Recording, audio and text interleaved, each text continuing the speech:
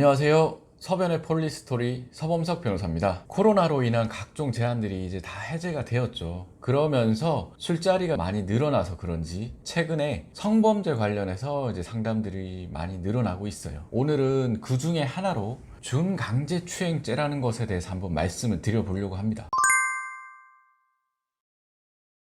준강제추행죄의 준자는 준할 준자입니다. 강제추행에 준한다. 강제추행죄는 폭행 또는 협박으로 사람을 추행한 경우에 성립하는 범죄인데, 준강제추행죄는 여기서 폭행 또는 협박이 없는, 폭행 또는 협박 대신에 사람의 심신상실 또는 항거불능 상태를 이용하여 추행한 경우에 처벌하는 겁니다. 그러면 사람의 심신상실 또는 항거불능 상태는 뭘까요? 우리가 쉽게 생각할 수 있고, 그리고 현장에서도 가장 많이 일어나는 것은 잠들어 있는 사람 또는 술에 만취한 사람에 대해서 추행한 경우입니다. 우리가 술을 적당히 마셔야 되는데 마시다 보면은 흔히 말하는 블랙아웃 되는 경우들이 있죠. 중강제추행죄의 대상이 되는 피해자가 블랙아웃이 된 겁니다. 블랙아웃 피의자들도 많죠. 사실은 준강제추행죄에서 많은 경우 피해자가 자기도 블랙아웃 됐다 이렇게 얘기하는 경우들이 있어요. 그런데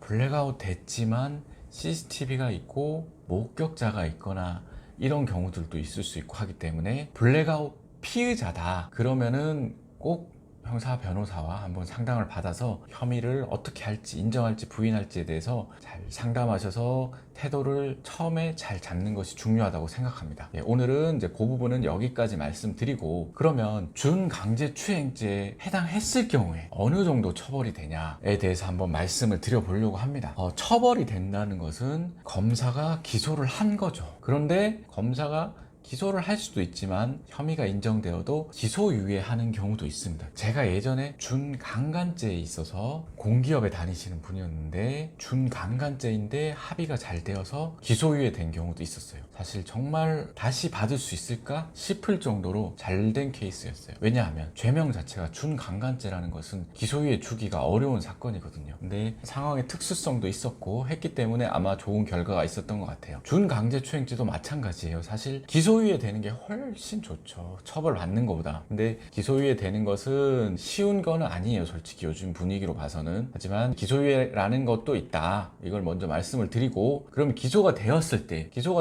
처벌이 어느 정도 되느냐. 사실 일률적으로 정해진 것은 없는데 제가 몇 가지 이제 판례들을 한번 소개를 시켜 드려보자면요. 서울중앙지방법원 판례입니다. 새벽 1시경에 피고인의 주거지에서 온라인 게임 동호회에서 알게 된 피해자 여성과 술을 마시던 중에 술에 취해 잠들어 있어 항거불능 상태에 있는 피해자의 가슴과 다리 그리고 여성의 신체 중요 부위를 손으로 만져 추행했다, 이런 내용으로 기소된 사건에서 벌금 500만 원에 처하고 그리고 40시간의 성폭력 치료 프로그램 수강을 명한다, 이렇게 된 판례가 있었어요. 벌금 500만 원 나왔죠. 해당 재판부에서 이제 양형의 이유에서 아직 합의는 안 된 것 같아요. 피해자로부터 용서는 받지 못했다 하지만 피고인이 범행을 자백하고 있고 우발적으로 사건에 이른 것으로 보인다, 초범이다, 이렇게 얘기했어요. 그런데 다만 피해자와 합의는 안 된 것 같아요. 그럼에도 불구하고 벌금 500만 원이 나왔습니다. 그러면 이제 두 번째로 소개할 판례, 마찬가지로 서울중앙지방법원 판례인데요. 직장 동료인 피해자 여성과 택시를 타고 이동하던 중이었어요. 회식을 하고 이동하던 중에 택시 안에서 술에 취해서 항거불능 상태인 피해자의 속옷 안으로 손을 집어넣어 피해자의 가슴을 만져 추행했다, 이런 내용으로 기소된 사건이었습니다. 여기서도 벌금 700만 원 그리고 수강명령 40시간 이렇게 판결이 선고되었어요. 여기서 양형 이유를 보면은 신입사원인 피해자가 술에 만취한 상황을 틈타 저지른 범행으로 죄질이 안 좋다, 다만 초범이다, 그리고 술에 만취해서 정상적인 상태가 아니었다, 피해자가 기갓이 먼저 피고인과 동행을 원했던 사정이 있다, 우발적인 범행이다, 이런 내용으로 이제 양형의 이유를 밝혔습니다. 그러면 중강제추행죄 다 벌금만 나오냐 이렇게 생각하실 수도 있는데, 세 번째 판례 수원지방법원 성남지원 판례인데요. 피고인과 피해자 여성은 대학교 연합 동아리에서 처음 만난 사이인데 피고인이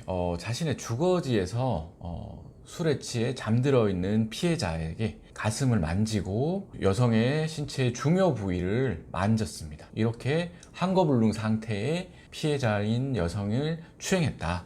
이런 내용으로 기소된 사건에서 징역 8개월, 집행유예 2년, 40시간 수감명령이 선고됐어요. 자백하고 초범이고 합의도 했어요. 그런데 추행의 정도와 부위가 중했다. 그리고 피해자가 정신적으로 고통을 많이 받았다.